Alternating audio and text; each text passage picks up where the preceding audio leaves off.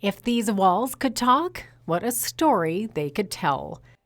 Many generations have grown up right here in these halls of Galbraith Elementary School over the past century. We actually occupy the same building that we've always been in for the last 100 years. Although the building may not have changed much, the faces in it sure have.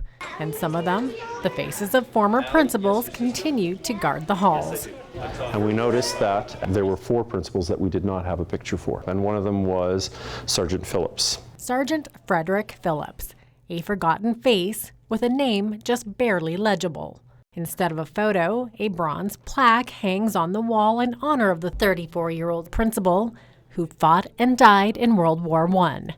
You wouldn't know it was bronze. It hadn't been polished in over a long time. I wouldn't have any idea how long it had been. It was very difficult to read, but it was also on this wall. And it wasn't until just recently that someone took an interest in the plaque and in Sergeant Phillips. I'm currently involved with the Lethbridge Military Museum. We're opening up this spring, and for the last couple of years we've been researching storylines. Retired military officer Glenn Miller, who also represents the Lethbridge Legion, came across the plaque while researching a book published about the Lethbridge School District. In his findings, he discovered that the young principal made a very special sacrifice. Well, he was a school teacher before he came to Canada from Rye, England. And so he came over with his family and his young son. It was about 3 and a half, and they came over on the RMS Tunisia. And then he joined a few years later in 1916, and then, of course, lost his life in Battle of Passchendaele.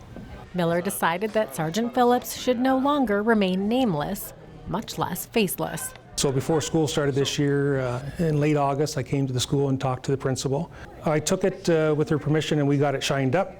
And it was going to be presented on Remembrance Day. And because I was able to find out a bit more information about Sergeant Frederick Phillips, we did up a shadow box for the school to keep and pass on the torch, and also use it as a teaching tool about remembrance for that individual, but for any individual who ultimately makes their own sacrifice for the country. The sacrifice that these people made was significant, and we don't want to forget that. Recently, Miller located Phillips's grave in Passchendaele, Belgium, and planted 2 rocks from Galbraith's playground near the site. And so I planted those in his grave, and when I brought back with me 2 other rocks.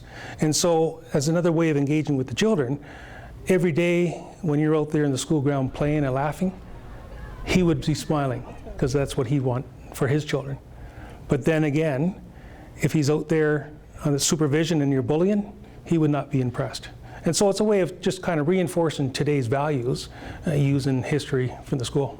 Over the years, his face may have been forgotten, but the school is now doing everything in its power to make sure Sergeant Phillips's name lives on. We're going to be looking and extending to the citizens of Rye and their resources, and we might be able to put a face to a name for a future student and maybe track down some relatives so that they would know we haven't forgotten as well. For Go Southern Alberta, I'm Jeannette Roche.